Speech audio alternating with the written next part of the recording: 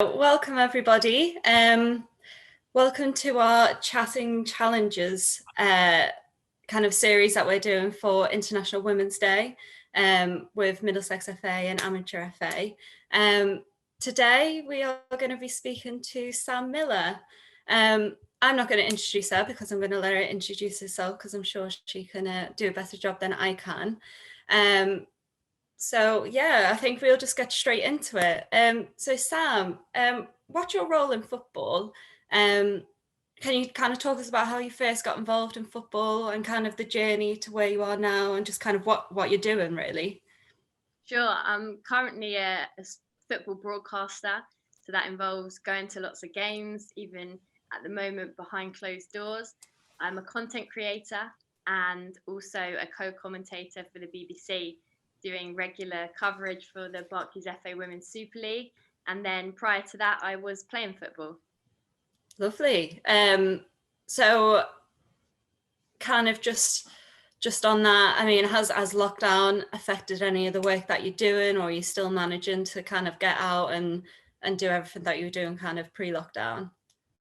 I guess in a way, lockdown does affect what you do in terms of not being able to do face-to-face interviews that you might usually do, limited interaction. But thankfully, I can still go to games behind closed doors, do regular commentary. I guess you just have to adapt during these times. And if you are making content, make it a bit different and work with what you've got.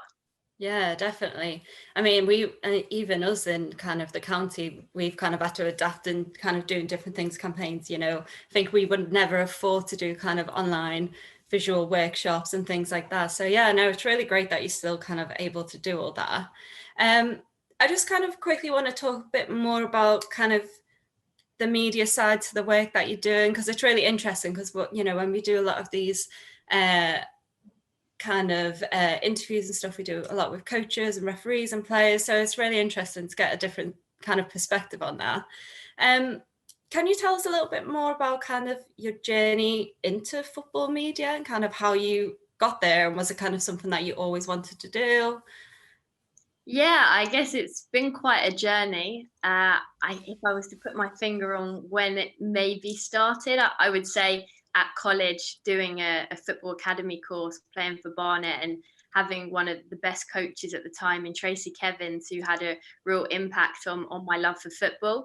And then I wanted to do more after playing, and I guess it came quite quickly. I decided to try and break into the media side of things. And you almost have to start at the bottom. I guess everyone has their own unique journey, but for me, I started off as a runner at production companies, learning the ropes. I then managed to get a press pass, which meant that I could work at games, and then just gradually built myself up and got different opportunities just purely through hard work and networking, really. And now in terms of the media side, it's changed its landscape a bit. There's a lot more digital content out there that you can get involved with, but also radio and TV and anything like that. So I try and do a mixture of everything at the moment. Yeah, great. I mean, yeah, it's good to try and kind of dip your toes in little different pots, and obviously I feel like a lot of the different pots probably help all the other little different pots that you're doing, which is really great. What has been kind of the toughest part about getting where you are today?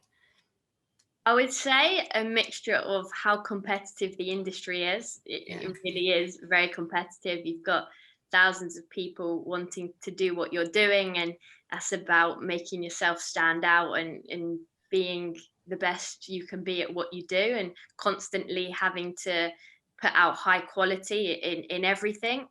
And then also, I guess you could say maybe taking rejection, it's not a smooth sailing path. You will encounter different things that can get in your way, and you just have to learn to overcome that. Yeah, definitely. Just kind of on the topic of all this, and feel free if you don't want to answer this question, you don't have to. But you know, unfortunately, it's kind of a relevant topic that recently female commentators have often been kind of the brunt of online abuse in is this something that you've ever experienced? If you have you got, you know, how did you kind of overcome that? Is there any advice that you can give to other people that may be kind of a female in the industry? Any advice that you can give towards all of that? Nothing in particular comes to mind, which is a Great. positive sign. Yeah, definitely. If any abuse has been thrown my way, it wasn't very memorable.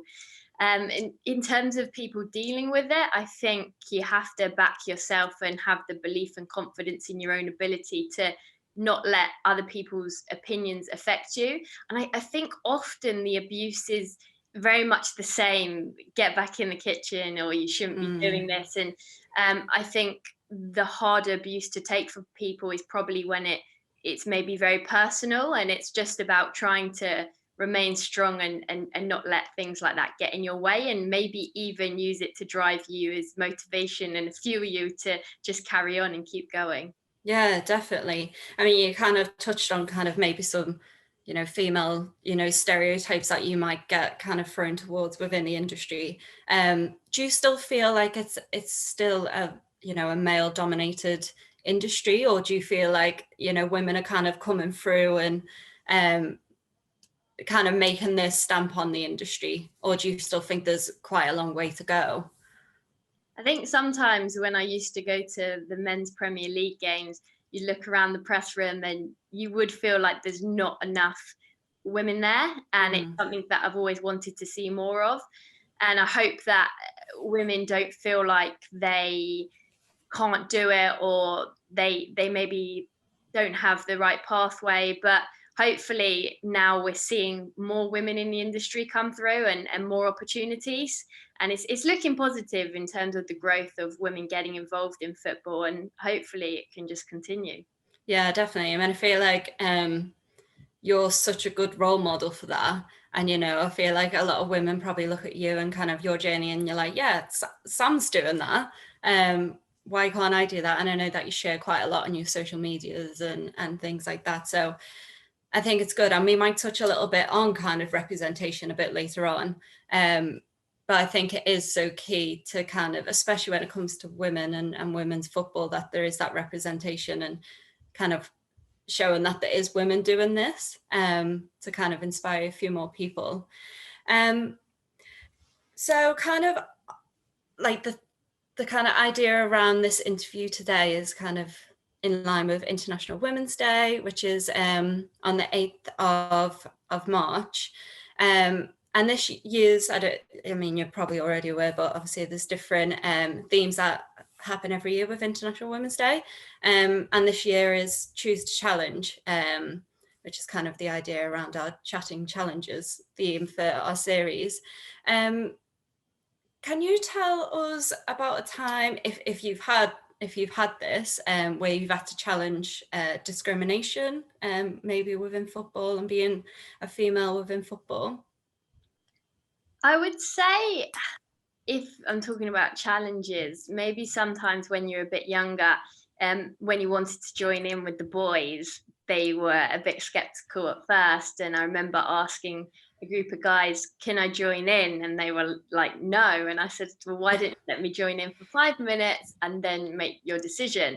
And I actually ended up becoming friends with them and playing with them the whole summer for months. And I think just sometimes you have to just try and change people's mentalities towards it. And you shouldn't really have to, but if you can set yourself a challenge to do that and become successful from it, it's a nice feeling to try and change people's minds towards it. 100%. I mean, unfortunately, yeah, it's good that you have persistence with that, because you know maybe if you didn't, you might not have kind of gone on to, you know, playing as a player and kind of where you are today. But yeah, I mean, it's interesting that you kind of said it as kind of such a young age. Like, I feel like as we've kind of grew in society, and we're realizing that a lot of, you know, kind of opinions and thoughts are kind of stemmed from being a child. So it's really good to try and, you know, do all them challenges, check all them challenges when people are young. And I feel like there's quite a lot of great work being done around like equality, diversity, inclusion at such a young age, because, you know, people have realized, right, they're not born to, you know, be discriminatory. So yeah, it's good. And you know, I feel like it takes a lot, especially as a female, to kind of stand up and be like, no, I want to play, let me play. And it's great that, you know, you're able to do that. And obviously we want more people to do that as well. Is there any advice that maybe you would give women that do face discrimination kind of within football? Is there any advice that you could give to them?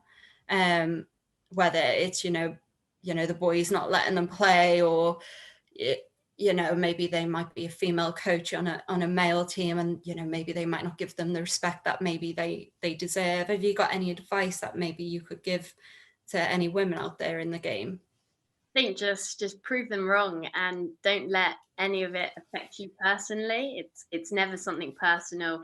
It's just their mentality and the way they are, and that's not a reflection of you. So I think just to try it as best as you can to ignore it and keep doing what you're doing yourself.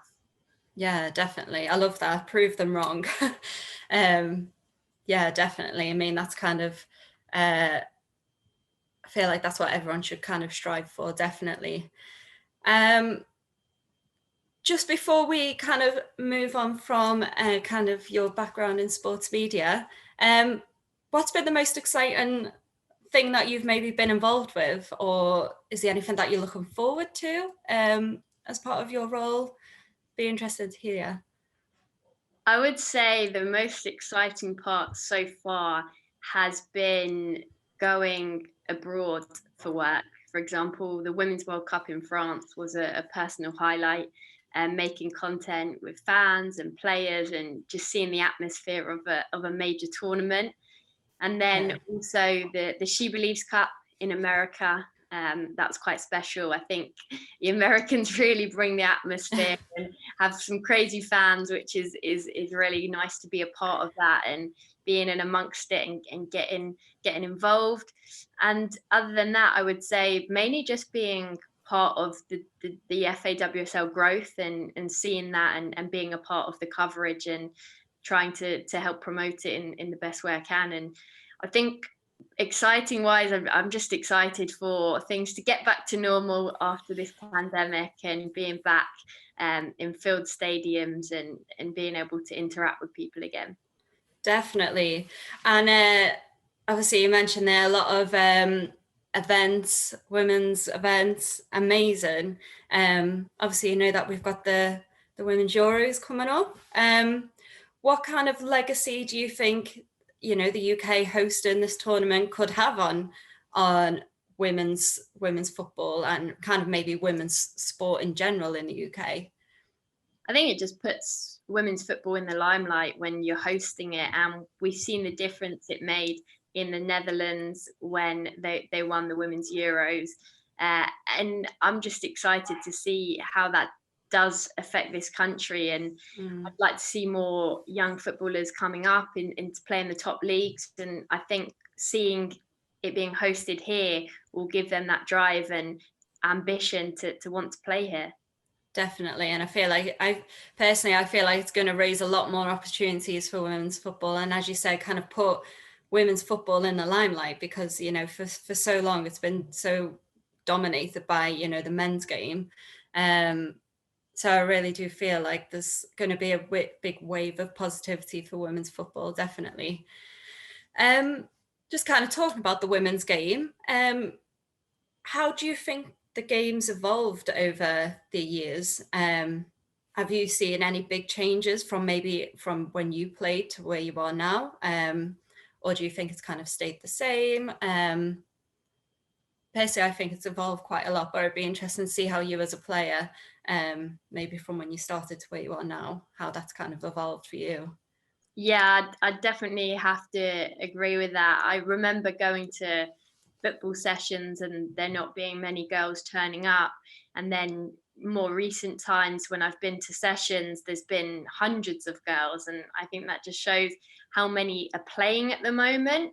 Yeah. But I think that almost stems from seeing the bigger names in the top league on TV and visually, and seeing how well they're doing. Some of these players now are household names. They played in World Cups, in major tournaments, and with millions of viewers on the BBC. And I think that has a huge effect. And you just see now that young girls actually have role models to look up to, and something to aspire to be. I think women's football is just constantly growing and getting bigger. The standard has got better. Now they're full-time professionals. When I was playing, it was very rare for a player to be a full-time professional, let alone a whole club and the whole team. Sometimes you would get maybe a couple of players on a team being professional and getting contracts, but now you'll see the full team professional, training every day. Yeah, I love that. Definitely. I mean, we kind of, in Middlesex FA, we've now got a women and girls recreational officer. And if anyone kind of listening on this chat wants to know a bit more information about women's football, our officer Sean can kind of give you a bit more information. But yeah, I think that just kind of goes to show how big women's football is actually getting.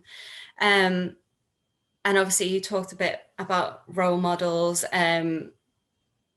How important do you think it is to have those role models for women in terms of growing the game? I think you've just kind of touched on it a little bit.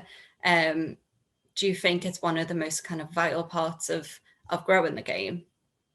Definitely. I always believe that if you see something, then you think you can be it. And especially for me, when I was younger, I used to go down to Boreham Wood and watch Arsenal women play, and that inspired me to want to play more football and play at a high level. And then I would watch people like Sue Smith on TV and think, oh, I'd like to do that kind of work where I'm able to talk about football and analyze the game. And I think that if you see people like that in those positions, you have something to look up to, and maybe a way that you can try and find out how you can get there. I remember actually speaking to Sue Smith at a game when I was younger and telling her my aspirations to do what she was doing, and she took the time out to give me advice, and she was really helpful actually. And I think that's also a real positive when you actually meet those people and they are really helpful towards you as well. Definitely. I think it all comes down to, the women building women up. Definitely. I mean, as you said, if there's someone kind of in the role that you want to do already achieving that, then it kind of gives everyone else a bit of hope to say, right, yeah, even though this may still be a male dominated industry, us females, us women, we can get there. Definitely. What would you like to see in kind of women's football in the future? I guess I would like to see the girls now get some great opportunities when they're older. I was really lucky. I flew out to America last year, and it was the first time that the ICC tournament had a girls version of the Futures, and it was in a really professional setup, and it was just really nice to see how excited the girls were to be in a professional environment. And I think it's just important that they have those opportunities there when they're older, and they can make it as a footballer if they want to, but also that there's opportunities outside playing the game as well for them to work in football as well, if that's what they want. Yeah, definitely. I feel like a lot of our roles at Middlesex FA is to try and give women the opportunities to become players, to become coaches, to become referees. Like, there's not just kind of one path. When it comes to football, there's so many different avenues, and whether that's being a female coach in the males game, which isn't that popular. You kind of see a bit more kind of the female coaches coaching the kind of the women's game, but I think there's definitely room to grow kind of within that aspect. Only a few more questions now, Sam. What's been your proudest football moment to date? I think probably actually working at my first Women's World Cup. just because I set myself a target to do that and managed to achieve it. And other than that, I think just playing football at an academy level, where I maybe didn't have as much experience as the other girls on trial coming from Centre of Excellence, but just working really hard to make sure I got in and I was able to catch up with them and play every game. Yeah, definitely. I mean, I think you've kind of shown that, you know, if you want something, you know, you can get there, and the opportunities are definitely there. It's just kind of taking them within your stride. Okay, I just want to leave on one last question. What advice would you give your younger self and any other girls wanting, or girls, you know, currently involved in the game? What kind of advice would you give them and maybe your younger self? I think self-belief is really important, and if you work harder than anyone else, and there's nothing stopping you really. And I think it is just to have that mentality to work hard and have the self-confidence to just go for it, because I think you've got nothing to lose. A lot of people won't try something because they're worried of failure, and I think failure is always a part of it. So, you know, let yourself fail, because and then just make sure you can pick yourself back up and go again. So I think it's just about mental resilience to always keep going. Yeah, definitely. Love that. I mean, yeah, confidence in yourself, and you can get there, you know? Fabulous. Right. Is there anything that you wanted to touch on today, Sam? Just kind of while we're here, have you got a question for us, or is there any final thoughts that you want to leave today on? I think just to all the amazing women in the industry to just keep going and help make a change for the future generation.